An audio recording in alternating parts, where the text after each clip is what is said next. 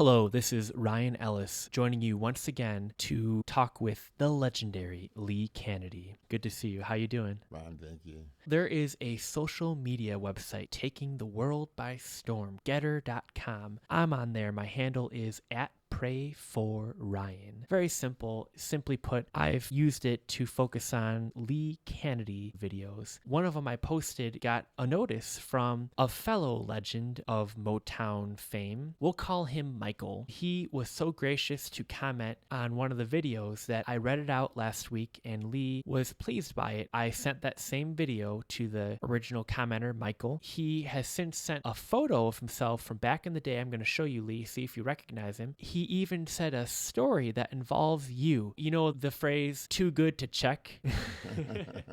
Like, even if it's not real, because it's such a good story, I just want you to hear it. I want the folks at home to hear it. I'm going to read these two comments that this man, Michael, on getter.com sent to me at my profile, @PrayForRyan. First, I'm going to show you a picture of the man. Here's a picture. Do you recognize that man? His name's Michael. Yeah, I recognize him. You do? You know, he seemed like someone I've seen before.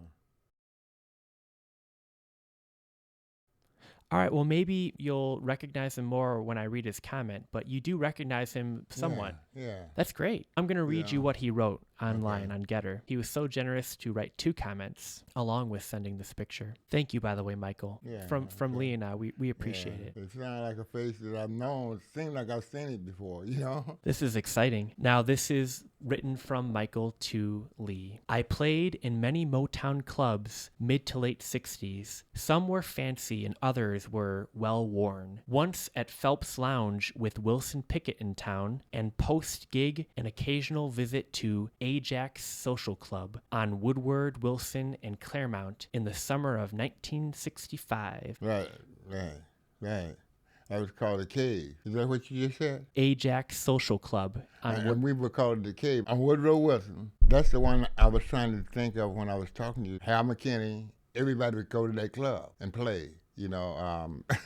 That's funny. I'm going to keep reading this from Michael to you. And post-gig, an occasional visit to Ajax Social Club on Woodrow Wilson and Claremont in the summer of 65. Maybe jamming with the Capitals alongside their pink Cadillac. Wait, the Capitol?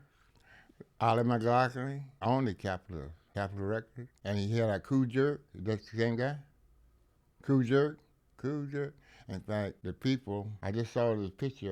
The guy wrote, I found the love just in the box. I was going to look for this picture. And in fact, we're going to look at it. Lance, that's his name, Lance. I bought a dog from him. His name was Cocaine.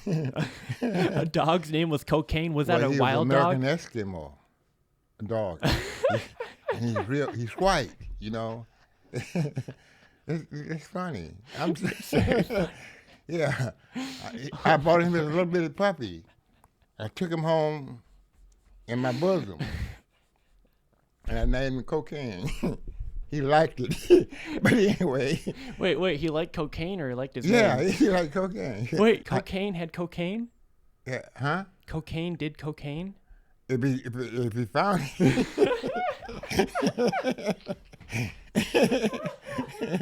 He did. And I had a black Corvette. I had a black Corvette. Look at it. And he was standing on the front seat with his paw just like this and sunglasses on. And I would ride through it.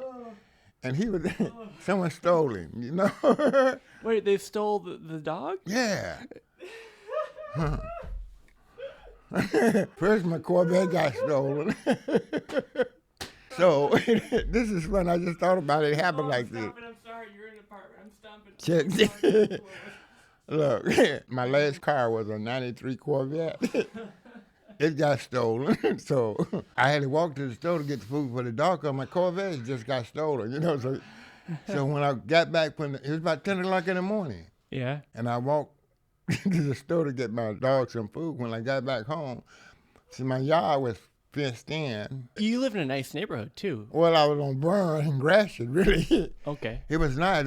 Down further on Burns was where Indian Village started, but I was on Burns. Neighbors with Aretha. You were a kitty corner from library. Aretha Franklin back then, right? No, I had moved. This Paul is later Humphrey. on. Paul Humphrey, who played with Lawrence Welk, Yes, the sir. drummer. His mother had a house, and Paul and I was like brothers. I told you that. We sold the house, and we got into, this is a long story about that. Me and him became like brothers. We sold the house, and I repossessed it back from him. We rented out to someone. They left and stayed in it and tore it up, so I felt real bad because I was renting, and he told me to keep the money from me because he took care of me, you know, Paul did. I moved into the house because they had tore it up. I'm born in Gratiot. He had a yard, and my Corvette was always in the garage, so he didn't steal it in the house. He stole it someplace else. But the dog, when I went to the store, didn't get the food, and I came back, my dog was gone because he was in the, you know, someone that know me, I guess, I don't know, had to because he didn't get out. How did he leave here? You know, he wouldn't go with anybody because he could kind of bite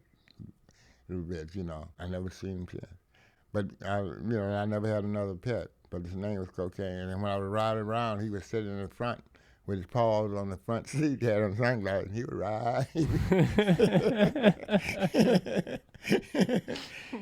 He had a diamond collar around his neck.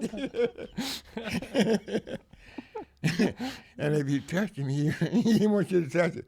His name was Cocaine. Well, see, he was a very wiry dog then, a very high-strung dog, it sounds like. Yeah, but I can't figure out how somebody who took him didn't know him, I guess, because he didn't go with anybody. And in fact, I had let a guy stay there with me in the basement. I looked around, he had stolen everything. So I got rid of him. I think he came by and got my dog. Oh, no, just to get back at you. Yeah.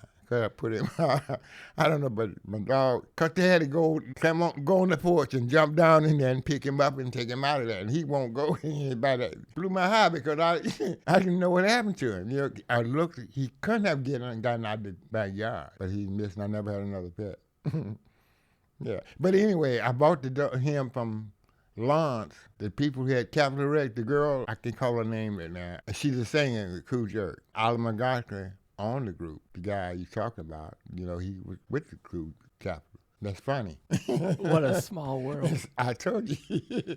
A lot of people can't have contact with. Although he doesn't look the same, but he look like I know him with the expression on his face. It's been a long time because I was out all the time, you know. I just want to circle back just to review. You had one of many of your Corvettes, and it happened many times, stolen. Yeah. And then the next day or a couple days later, you somehow schlep yourself over to the store where you get the pet food from. By the time you get back home, now your dog's been stolen. Is that right? Right. I just walked down the street. See, I was living on Burn. I was living in the house because of Paul. It was his mother's house. I rented to somebody, and they left and took everything. I had to put a new furnace in. You know, I felt bad. Left overnight, they left the house. Oh, wow. But anyway. If you look at it this way, first you lose your prize car, then you lose man's best friend. Right. That's why I got a scooter. What was that? The last car you had? Right. Well? I don't want a car. That was your last pet was stolen, and your last car was stolen. Right. My last 4 cars were stolen. I had a Seville. They stole that. A 77 Seville. I ordered Seville new from the factory. Specified way I wanted it, you know. They took it, and I got a Corvette after that, 7th anniversary. They took that. I got another one. They took that. I got another one. They took that. I said, no, I got a scooter. They haven't taken that. Not because I bring it inside, and I ride down the street somewhere and say, hey, Mr. Canady, you can sit here, the lady. There's room for one more. 2 more. Sit right here. Dirty old man. But anyway, I don't want a car. That's a responsibility. It's terrible, man. It sure is. That's why I'm voting for Trump. Yeah. Make the world a better place, you think?